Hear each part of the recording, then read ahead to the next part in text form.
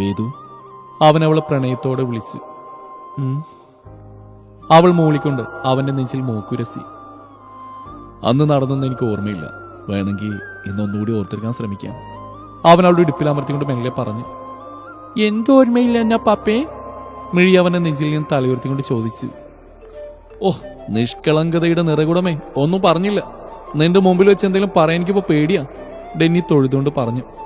കാര്യം മനസ്സിലായില്ലെങ്കിലും മിഴിയുടെ കീരിപ്പല്ലുകൾ അവന്റെ കവിളിൽ ആഴ്ന്നു. ലേച്ചു അതുകൊണ്ട് ഒരു ചിരിയോടെ ഇരുവരെയും പൊതിഞ്ഞു പിടിച്ചു. ഉച്ചയ്ക്ക് എല്ലാവരും ഒരുമിച്ചിരുന്ന് ഭക്ഷണം കഴിക്കുമ്പോൾ ഗൗരി മൗനമായിരുന്നു. അല്ലെങ്കിൽ ഭക്ഷണം കഴിക്കുമ്പോൾ ആകെ കലപില കൂട്ടി വലിച്ചു വാരി കഴിക്കുന്നവർ ഇന്ന് നിശബ്ദമായിരുന്നു നുള്ളിപ്പെറുക്കുന്ന എല്ലാവരും ശ്രദ്ധിച്ചു. ഇതെന്താ പെണ്ണെ, നീ ഈ ചിക്കി പെറുക്കി ഇരിക്കുന്നു? നിനക്ക് ചിക്കൻ വേണമെന്ന് പറഞ്ഞിട്ടല്ല ഞാൻ ഉണ്ടാക്കിയത്. എന്നിട്ട് ഇങ്ങനെ ഇരുന്നാ എങ്ങനെയാ?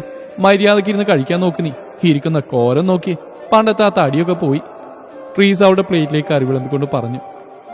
പിന്നെ ഇപ്പൊ തന്നെ ഗുണ്ടുമുളക് പോലെ, ഇനി കുറച്ചുകൂടെ കൊടുക്ക്, ഉരുണ്ടുരുണ്ട് നടക്കട്ടെ.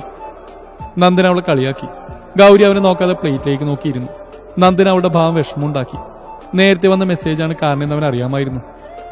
നീ ഒന്നും മിണ്ടാണ്ടിരുന്നേ, എന്റെ കുഞ്ഞിന് കാര്യമായിട്ട് എന്തോ പറ്റിയിട്ടുണ്ട്. എന്താ മോളെ, അമ്മായിയോട് പറ. മാരുതി അവളുടെ തലയിൽ തലോടിക്കൊണ്ട് ചോദിച്ചു. ഏയ് ഒന്നുമില്ല അമ്മായി, എനിക്ക് വിശപ്പില്ല, അതോ. അവൾ എവിടെയും തൊടാതെ പറഞ്ഞു ഒപ്പിച്ചു. ആ പറഞ്ഞ കള്ളം, നിനക്ക് വിശപ്പില്ലെന്ന് പറഞ്ഞാ ഞാൻ സമ്മതിച്ചില്ല. ഡെന്നിച്ചിന്റെ മോള് പറ, എന്താ പ്രശ്നം? ഇവനായിട്ട് വീണ്ടും അടിയുണ്ടാക്കിയോ? ഡെന്നി അവളോട് ചോദിച്ചു.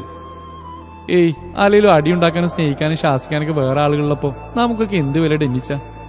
ഗൗരി നന്ദനെ നോക്കിയെന്ന് പറഞ്ഞു. ഗൗരിയുടെ സംസാരം കേട്ട് ഡെന്നി എന്താണെന്ന രീതിയിൽ നന്ദനെ നോക്കി.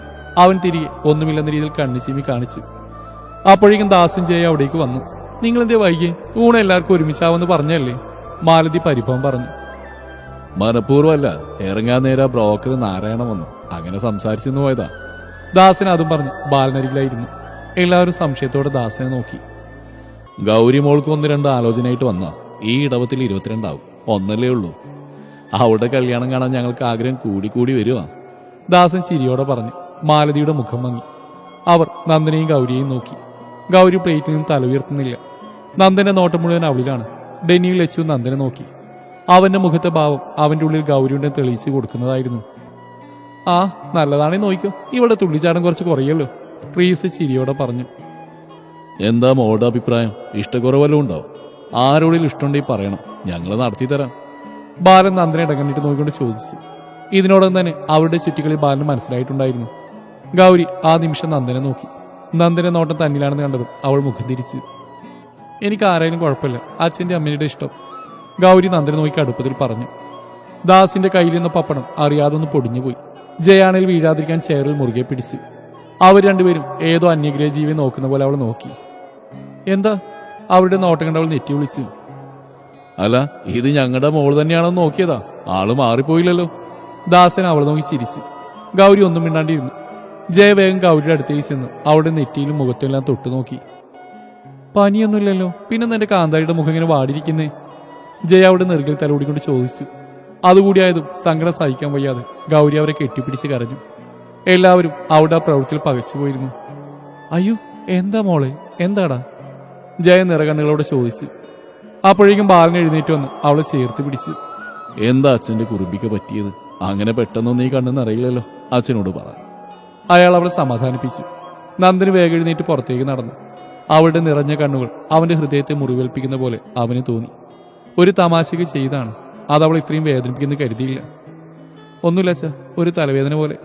അവൾ മുഖത്ത് നോക്കാതെ പറഞ്ഞൊപ്പിച്ച് എഴുന്നേറ്റ് കൈ കഴുകി. തലവേദനയാണെങ്കിൽ മോള് പോയി കിടന്നു. ചെല്ല്, താഴെ അമ്മച്ചിയുടെ മുറി കിടന്നു. ട്രീസ് അവളെ മുറിയിലേക്ക് പറഞ്ഞു വിട്ടു. ഗൗരി എല്ലാവരെയും നോക്കി മുറിയിലേക്ക് നടന്നു. ചെന്ന് കിടന്നു അവൾ തലയിണയിൽ മുഖം അമർത്തി കരഞ്ഞു പൊട്ടിക്കരഞ്ഞു. ഒടുവിൽ കരഞ്ഞു തളർന്ന് എപ്പോഴോ മയങ്ങിപ്പോയി.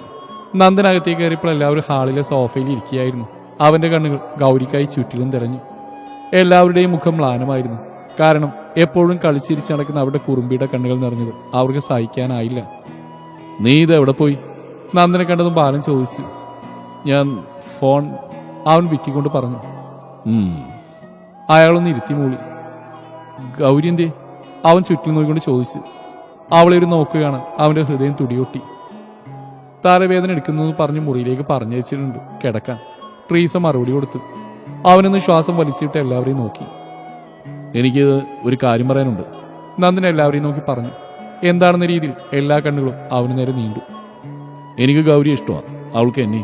ഞങ്ങൾ പരസ്പരം പറഞ്ഞിട്ടൊന്നുമില്ല. അവളുടെ മനസ്സിൽ കുഞ്ഞിലേ മുതൽ ഞാനുണ്ട്, അതെനിക്കറിയാം. ഇപ്പം എൻ്റെ ഉള്ളിലും. അതുകൊണ്ട് നിങ്ങൾ എന്താണെന്ന് വെച്ചാൽ ഒരു തീരുമാനം എടുക്കണം. നന്ദൻ ഒറ്റ ശ്വാസത്തിൽ പറഞ്ഞു നിർത്തി. എല്ലാവരും അവനെ അന്താളിപ്പോടെ നോക്കി. ഡെന്നിയാണ് ഏട്ടാ ഭീകര എന്ന രീതിയിൽ ഇരിക്കുകയാണ്. ദാസിനും ബാലനും പരസ്പരം നോക്കിയൊരു പുഞ്ചിരി കൈമാറി. അമ്മമാരുടെ മുഖത്തും പൂനിലാവുദിച്ച സന്തോഷം. മായക്കും പ്രഭാകരനും ഒരുപാട് സന്തോഷമായി. കണ്ടിട്ട് അധികമായിട്ടില്ലെങ്കിലും ഗൗരി നന്ദനും അവരുടെ ഉള്ളിൽ കയറിയിരുന്നു. ലച്ചുണ്ട് ഇനി ഒന്നും ചെയ്യാതെ കാര്യം നടന്ന സന്തോഷത്തിൽ മിഴി ഡബിൾ ഹാപ്പി. അങ്ങനെ ആകെ മൊത്തം സന്തോഷം.